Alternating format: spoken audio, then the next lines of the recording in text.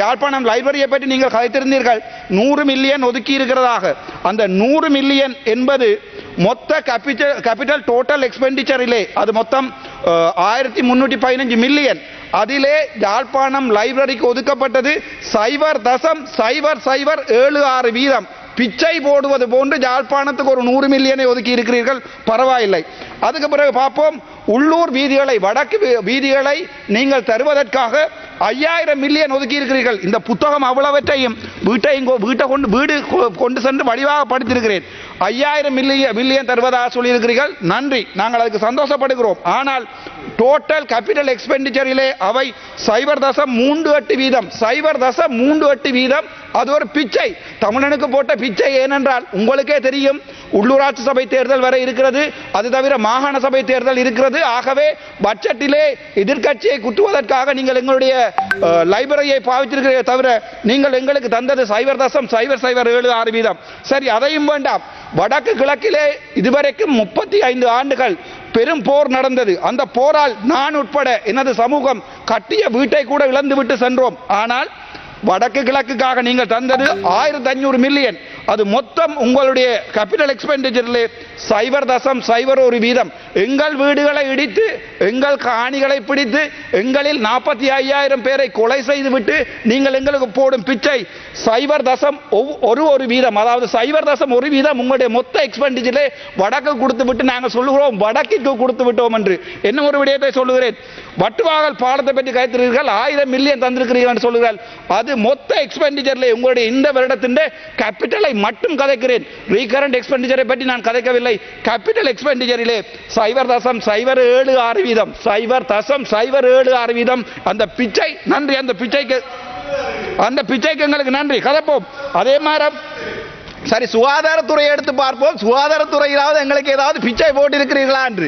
அந்த சுகாதாரத்துறையிலே மொத்தமாக 382 பில்லியன் உங்களுடைய மொத்த கேபிட்டல் எக்ஸ்பெண்டிச்சர். ஆனால் அதிலே வடக்கு கிழக்குக்கு நீங்கள் தந்திருப்பது, வடக்கிலே ஒரே ஒரு ப்ரொஜெக்ட் மட்டும் தான் செய்திருக்கிறீர்கள், PHSCP எனப்படுகின்ற ப்ரொஜெக்ட். அதுக்கு நீங்கள் தந்திருப்பது எங்களுக்கு 0.66%. உங்களுடைய பிச்சை எந்த அளவிலே இருக்கிறது என்று இதில் பார்த்துக் கொள்ளுங்கள். அதற்கு பிறகு கிழக்குக்கு நீங்கள் கொடுத்திருக்கிற பிச்சை 0.8. தமிழன் பிச்சை எடுப்பதற்கு தயாராக இல்லை என்பதை உங்களுக்கு சொல்லுகிறேன். எனது சகோதரர்கள் வெளிநாட்டில் இருக்கிறார்கள், முடிந்தால் உங்களால் பிரிவென்ஷன் ஆஃப் டெரரிசம் ஆக்ட் எனப்படுகின்ற அந்த சட்டத்தை எடுத்து விடுங்கள். நாங்கள் கொண்டு வருகிறோம் உங்களுக்கு பில்லியன் ட்ரில்லியன் கணக்கான பணம். எனது சகோதரர் உங்களுக்கு கொண்டு வரும், நாங்கள் போடுகிறோம் பிச்சை. நாங்கள் இந்தியாவுடன் பிச்சை எடுப்போம், சைனாவுடன் பிச்சை எடுப்போம். எடுத்த பிச்சையிலே ஒரு 0.01% பிச்சை தான் எங்களுக்கு போடுவோம். அந்த பிச்சையை ஜனாதிபதி அவர்கள் வந்து சொல்லுவார், இந்த வடக்கு மாகாணத்துக்கு பிச்சை போட்டிருக்கேன். பிச்சையிலும் பிச்சை எடுப்பானாம், ஆண்டி பிச்சை. அதுக்கு பிறகு போடுவானாம் ஒரு பிச்சை. இது ஒரு கேவலமான சிலையா. எங்களுக்கு இது சரியான மனவருத்தம்.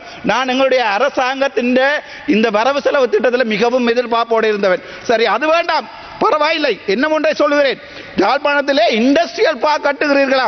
300 மில்லியன், மொத்தம் 500லே 3 இடங்கள், அதுல 300 மில்லியன் இருக்கிறதா? அது எவ்வளவு தெரியுமா? மொத்த உங்கண்ட கைத்தொழிலுக்கு போட்ட அந்த மொத்த செலவினத்தின் 1.54%. நாங்கள் கேகேஸை நாங்கள் கட்டுகிறோம். தமிழன் கட்டுகிறான் கேகேஸை. முடிந்தால் கேகேஸை எங்களிடம் தாருங்கள், தமிழர் கட்டுகிறோம். நாங்கள் உங்களுக்கு கட்டி நாங்கள் சீமெந்து செய்திருக்கிறோம். நாங்கள் உங்களுக்கு கிண்ணியாவில் இருந்து ஒரு காலத்திலே கரும்பு தந்தோம். நாங்கள் உங்களுக்கு வடமானத்திலிருந்து சீமெந்து தந்தோம்.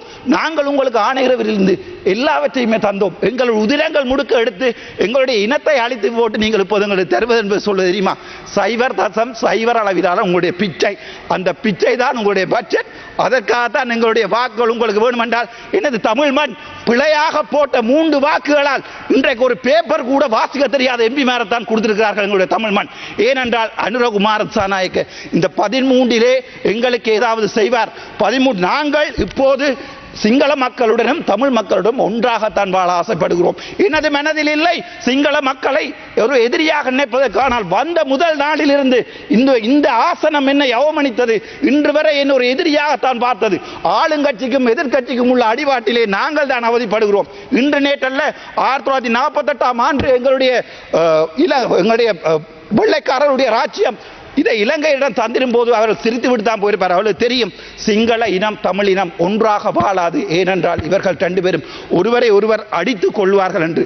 ஆனாலும் ஒரு நம்பிக்கை, உங்களுடைய பிச்சையாவது முழுமையாக பாதிக்கலாம் என்றுதான் என்னுடைய ஆசை.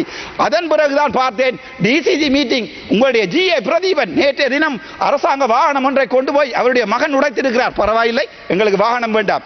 ஆனால் ஜிஏ பிரதீபன் சொல்லுகிறார், மொத்தம் 56 மில்லியன் நீங்கள் கொடுத்த பாராளுமன்ற உறுப்பினர்களின் பன்முகப்படுத்தப்பட்ட நிதியிலே அவர் 35 மில்லியனை எடுக்க போகிறார்கள். இப்போது வடக்கு கிழக்கிலே நாங்கள் என்ன தேங்காய்களை ஆவதா? சரி, அதுதான் சொல்லும் போதுதான் எனக்கு ஞாபகம் வருகிறது, வடக்கு கிழக்கிலே இன்று வரை எத்தனையோ வெள்ளை ஈக்கள், எத்தனையோ தென்னை மரம் 250 ரூபாய் ஒரு தேங்காய் போகிறது. ஆனால் அதை நடவடிக்கை உங்களுடைய விவசாய அமைச்சரை வடக்கு பக்கம் காணவில்லை. சரி, அது பரவாயில்லை. என்னுடைய வைத்தியர்களை பற்றி பார்ப்போம். ஒரு வைத்தியன் ஒரு கார் ஒன்றை வேண்டுவதாக இருந்தால் 50,000 ரூபாய் படி மிச்சம் பிடித்தால் அவனுக்கு 40 ஆண்டுகள் சேமிக்க வேண்டி இருக்கும் இந்த நாட்டிலே. அதான் எங்களுடைய சுகாதார அமைச்சரிடம் கேட்டேன், முடிந்தால் எங்களுடன் கதையுங்கள் என்று சொல்லி. ஏன் எங்களுடன் கதைப்பதால் என்ன பயம்? நான் எழுப்பினால் மைக்கை ஆஃப் பண்ணுகிறார்கள். எதற்காக பயப்படுகிறீர்கள்? ஏனென்றால் நீங்கள் சொன்ன விடயங்கள் இந்த பிச்சைகளை எல்லாத்தையும் கணக்குடன் காட்டுவதற்கு எனக்கு என்னால் இயலும். அது தவிர நாங்கள் எதிர்பார்ப்பது தமிழ் சிங்கள மக்கள் ஒன்றாக வாழ வேண்டும் என்று. ஆனால் அனுர அரசாங்கமோ அல்லது எதிர்க்கட்சியில் இருக்கும் அரசாங்கம் மறுபடியும் அரசாங்கமாக அந்த பக்கம் போயிருந்தாலும் எங்களுடைய பிரச்சனையை உங்களுக்கு முடிக்க விருப்பமில்லை. ஏனென்றால் நீங்க சொன்னீங்க பிடிஏ எடுப்பதாக. இப்போது நீதியமைச்சர் கேட்கிறார், பிடிஏயில் இருப்பவர்களுடைய லிஸ்டை தாருங்கள் என்று. கேவலம். எனது சகோதரர்கள் எங்களை உங்களுக்கு என்ன ஒன்றை சொல்லுகிறேன் மம்மிக சிங்களிங்கியான கமிட்டி அப்பே ஐயால் அக்கலா පනස්පන්දාක් මරුණේ අපේ ජනතාවලින් ඇතුළෙන් නංගවිල්ලා. ඒගොල්ලෝ උඩින් ඉඳන් බහැලා නැහැ පළයට. ඒගොල්ලෝ අපේ ජනතාවෙන් තමයි අවිලා තිබ්බේ. එතකොට අපි රස්තවාදී. හැබැයි 88,000ක් මරුණා. මේ කොහෙද දළදා මාලිය බෝම්බය පුපුරුවා. ඕගොල්ලෝ රස්තවාදී නැහැ. ඕගොල්ලෝගේ රෝගණ විජේවීර රස්තවාදී නැහැ. අපේ ප්‍රභාකරන් රස්තවාදී. එක මේක හේතුව අපි දෙමළ ඕගොල්ලෝ සිංහල. හැබැයි අපේ ජෙනරේෂන් එකටත් ඒක උළුවට නැහැ. මගේ හිතේ නැහැ. මාත් එක ඕගොල්ලෝ කණ්ඩ එනවා හැමදාම පාර්ලිමේන්තුවේ. මම කවදාවත් ඕගොල්ලොත් ඒ විදිහට හැසිරෙලා නැහැ. මම දැන් කියන්නම්. ඕගොල්ලෝට ඇත්ත කියන්නේ එම්බිලා කවුරුත් නැහැ. අපේ ඉන්නේ සමහරු දැන් මේ එන්නෙත් නැහැ මේ වෙලාවට. ඒගොල්ලෝ කරන්නේ ඕගොල්ලොත් එක ගේම් එකක් ගාලා අපේ මිනිසුන්ට කියනවා ඔන්න මචං අපි දෙමළලා කොමරි ගන්නවා කියලා. එතකොට මම කිව්වොත් පන්සල කඩන්න එපා කියලා. මම ජනතා විරෝධී වෙනවා. ඒගොල්ලෝ ජනතාවේ නායකයා වෙනවා. මම දැන් පපු ඉඳන් කතා කරන්නේ මේක මට දවස් 77 days I was deprived of speaking on this parliament. but ඒකට කවදාවත් මුකුත් කරලා නැහැ. ඒක ඒට අමතරව Clean Sri Lanka. Well done, well done. Clean Sri Lanka என்று சொல்லி நீங்கள் 5000 மில்லியன் දෙකයි ඔබතුමාට තියෙන්නේ. හරි சார்.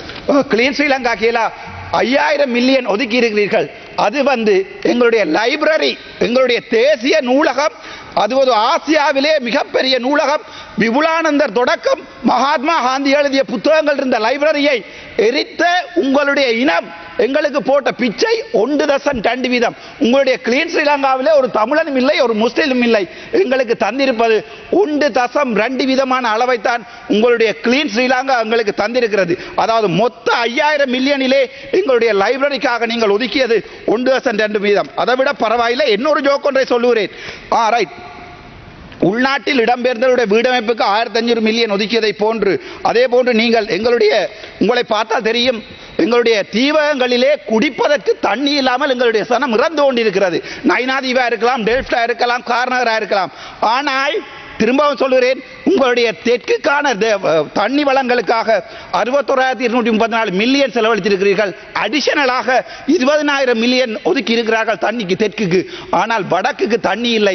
வடக்கிலே போடப்பட்ட இருநமடை குளம் இப்ப கூட காய்ந்து கொண்டுதான் இருக்கிறது. உங்களுக்கு எங்களுடைய மக்களுடைய வலிகள் தெரியாது.